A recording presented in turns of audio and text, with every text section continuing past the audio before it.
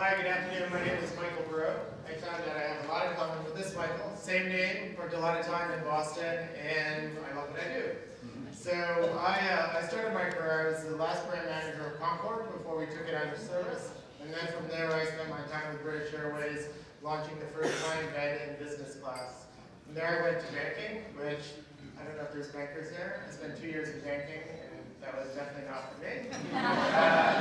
And then from there, I went to lead a company called Circles, which became the world's largest concierge company. I spent about 15 years there, where we sold the company, and we grew it out on a global basis across Europe and the Far East. One day, I met a gentleman from Paris who came in front of me and laid out all these beautiful things that you may have had at some of your events. And he said, I'm looking for somebody to help grow my company. In that process, I said, that's beautiful silk, and that's beautiful porcelain, and beautiful leather. We can do something with that. He spent his entire life, just him and his mother, basically, working in a little company his grandfather built. I told him, I took a year, but I convinced him that we could grow it into a much bigger company. So 5 years later, we're still at it. We've been business partners for 5 years. We have an incredible team. Some of them are here today, and what we're really doing is changing the way that corporate gifting is done. So we're doing everything at a custom level. Anything that's produced that we create for you is 100% unique to your company. And it's really giving people a different way to gift to their clientele. So that's who we are. Michael, some of your clients?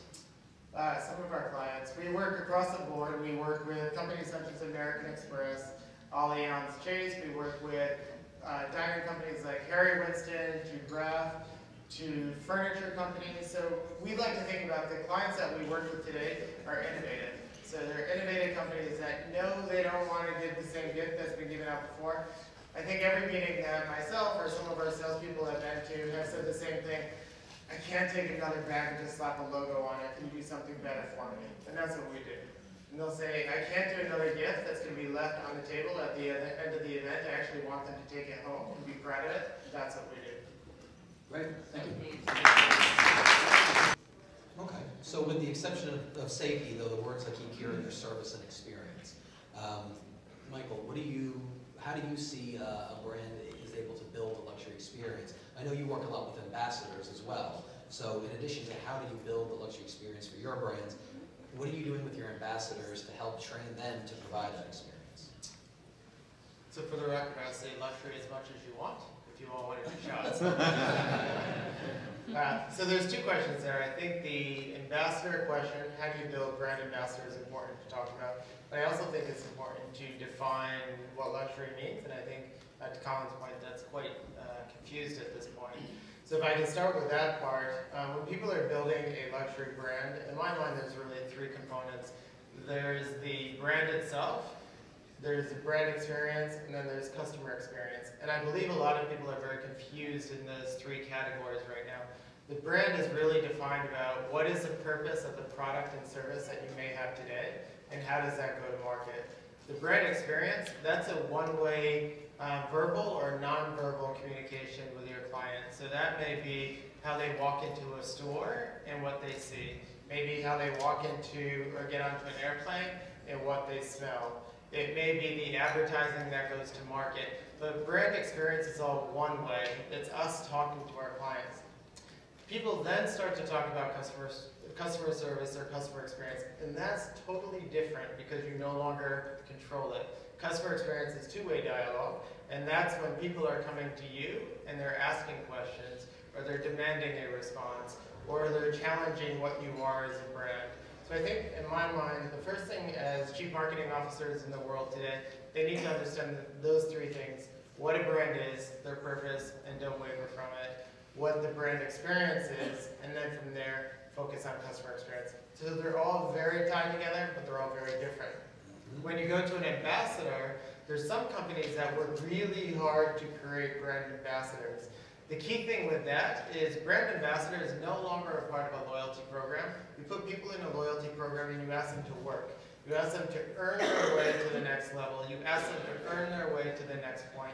You ask them to earn their way to maybe the next free gift that they get. A brand ambassador is not that. A brand ambassador starts with the brand, and they've already bought into the mission, and they believe in what you do. And what they want from you now is they want the tools to spread the word. And that is something that people need to treat differently. They need to learn how to create that communication with their brand ambassadors. So it's no longer, a brand ambassador is not somebody you market to. A brand ambassador is somebody that you talk to. A brand ambassador is somebody you pick up the phone and you go meet. A brand ambassador is actually the way you would give a gift to your mother, your father, your child. It's very different than somebody that's in the market today that you're trying to earn their respect. They gave it to you, now you have to control them. Okay. I fully agree, and they're being split between true luxury and premium. How do you define the two? I think it's an interesting question. It goes back to the way we also think about where I started before around just what a brand is. So when you look at what a premium brand is, what a luxury brand is, first off, much of it is very personal, the way you approach the brand and what luxury means to you. But if you look across the variety of brands that are in the market today, anything that is a true luxury brand, and there's many people that, I think one of you said, the word luxury is often getting overused and confused. But if you take it back to its roots, luxury is typically available to few. So luxury is something that's not part of the masses. Luxury is something when it's communicated or marketed, it's not about informing people, it's about educating on who they are and what they do. It's not about advertising, it's often about telling the story about how the product was made, what the materials of the product are. When you talk about pricing, it's often, pricing does not actually relate to the product that you may be buying or in its hand. Where premium is. So premium is very easy to attach a price to, you know, a mid-range, I won't use brands, but a mid-range brand for a wallet of $100 may make more sense in your mind, how you can equate that, versus a wallet that's $3,000 and essentially is the same material, but maybe it was made by hand, and maybe the stitching is unique just to that product. So accessibility and access are the other key things that luxury is about. Luxury is not for everybody. When you talk about mass luxury, that's just another word for mass market, or that's another word for premium.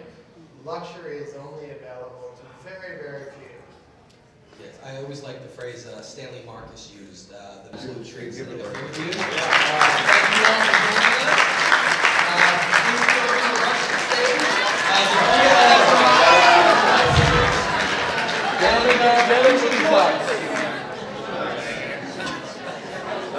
Luxury and curated. We have to. That's the gentleman stay right there and look at the right. Privacy, don't post that.